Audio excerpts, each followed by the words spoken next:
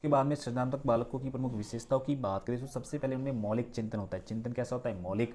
उसके बाद में औपचारिक चिंतन भी होता है। जिज्ञासु प्रवृत्ति के माने जाते हैं। निर्णय करने में सक्षम, जो सृजनात्मक बालक होता है वो निर्णय करने में क्या माना जाता है? सक्षम माना जाता है। समायोजन करने में भी सक्षम माना जाता है। कार्य करने की तत्परता, उसको कार्य करने की क्या तत्परता होती है। बहिमुखी व्यक्तित्व होता है।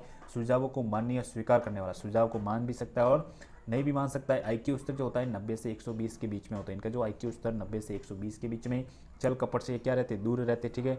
उसके बाद में विचारों में नवीनता का बोध होता है। विचारों में नवीनता का बोध, इनके विचार निरंतर गति में होते रहते हैं। इनके जो विचार निरंतर गति में होते रहते हैं। इनमें अपने विचारों की अभिव्यक्ति की क्षमता भी पाई जाती है। विचारों की अभिव्यक्ति की क्षमता भी पाई जाती है। उसके बाद में सृजनात्मक बालकों की प्रमुख विशेषताओं की बात करें तो प्रोफेसर बेंटान में की बात करें तो इन्होंने जो विशेषता बताई, सबसे पहले मौलिकता इन्होंने बताई, स्वतंत्र निर्णय, तीसरा मनोविनोद और चौथा है स्वायत्ता और पांचवा है संवेदनशीलता। तो ये प्रोफेसर वेंकटरमैक के द्वारा इसकी प्रमुख विशेषता बताई गई। उसके बाद में गिलफोर्ड की विशेषता की बात करें तो गिलफोर्ड महोदय ने 5 प्रकार की विशेषताओं के बारे में बताया।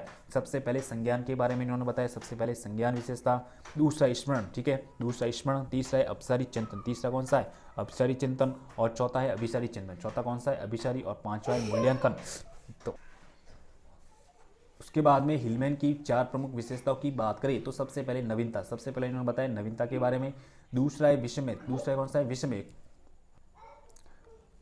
सबसे पहले नवीनता के बारे में बताया। दूसरा है विस्मय, और तीसरा जो है विलक्षणता, और चौथी जो विशेषता बताई थी अद्भुत या अनोखा के बारे में इन्होंने बताई थी। उसके बाद में बाकर मेहंदी की प्रमुख विशेषताओं की बात करें तो इन्होंने मौलिकता के बारे में बताया, प्रवाहिकता और लचीलापन के बारे में भी इन्होंने बताया। उसके बाद में बालक बालिकाओं में सृजनात्मकता के गुणों का विकास करने में एक शिक्षक की क्या भूमिका होती है।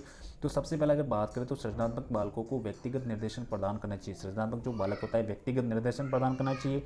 सृजनात्मक बालकों को पूर्ण रूप से स्वतंत्रता प्रदान की जानी। सृजनात्मक जो बालक होते हैं उनको पूर्ण रूप से स्वतंत्रता दी जाए। शिक्षक द्वारा इन्हें सिखाने के लिए विशिष्ट नियम एवं सिद्धांतों का ध्यान रखा जाए। शिक्षक के द्वारा इनको सिखाने के लिए विशिष्ट नियम और सिद्धांतों का क्या रखना है? ध्यान रखना है। समय समय पर इनके लिए अभिनव कार्यक्रम का प्रदर्शन भी किया जाए। इन बालकों के लिए वाद विवाद प्रतियोगिता का क्या किया जाए? आयोजन किया जाए। इनमें आत्मविश्वास या निर्णय क्षमता का भी विकास किया जाए। नवीन शिक्षण विधियों का प्रयोग किया जाए, मतलब नवीन शिक्षण पद्धति के माध्यम से बच्चों को सिखाया जाए, ठीक है। उसके बाद में विद्यालय में स्वशासन शासन की विशेषता की जाए। विद्यालय में स्वशासन शासन की विशेषता की जाए। विद्यालय में आंतरिक और बाह्य सृजनशील वातावरण का निर्माण किया जाए। विद्यालय में जो है आंतरिक और बाह्य सृजनशील वातावरण का क्या किया जाए? निर्माण किया जाए। उसके बाद में महत्वपूर्ण कथन की बात करें तो सबसे पहला जो कथन है कि विश्व में सर्वप्रथम सृजनात्मकता का मापन करने का जो श्रेय जाता है गिलफोर्ड महोदय को जाता है। सबसे पहले जो सृजनात्मकता का जो मापन किया था गिलफोर्ड के द्वारा किया गया। उसके बाद में गिलफोर्ड के द्वारा सृजनात्मकता का मापन करने हेतु केंद्र विमुख विधि या अपचारिक चिंतन का क्या किया था? प्रयोग किया था। गिलफोर्ड ने कौन सी विधि, केंद्र विमुख विधि या अपचारिक चिंतन का क्या किया? प्रयोग किया। भारत में सबसे पहले जो सृजनात्मकता का जो मापन है बाकर मेहंदी के द्वारा किया गया। सबसे पहला जो मापन है बाकर मेहंदी के द्वारा किया गया भारत में। अब्रासन ने सृजनात्मकता का मापन करने हेतु स्याही धब्बा परीक्षण भी किया था। अब्रासन ने कौन सी विधि? स्याही धब्बा परीक्षण। और मेलकाटी द्वारा सृजनात्मकता के मापन हेतु चित्रकला या चित्रांकन परीक्षण किया था। चित्रकला या चित्रांकन परीक्षण किसने किया? तो मेलकाटे ने। मार्के ने सृजनात्मकता का मापन करने हेतु निरीक्षण विधि का क्या किया था? प्रयोग किया था। मार्के ने सृजनात्मकता का मापन करने हेतु निरीक्षण विधि का प्रयोग किया। दलास एवं कोगा ने सह संबंध विधि का क्या किया था? प्रयोग किया था। दलास एवं कोगा ने सह संबंध विधि का प्रयोग किया। उसके बाद में मिनीसोटा एवं टोरेंसो परीक्षण जो है, मिनीसोटा व टोरेंसो परीक्षण सृजनात्मकता का शाब्दिक व अशाब्दिक परीक्षण होता है।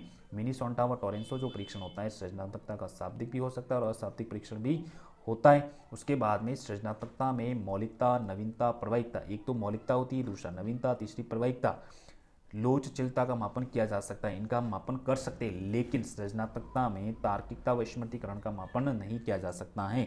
सृजनात्मकता में हम तार्किकता व स्मृतिकरण का मापन नहीं कर सकते।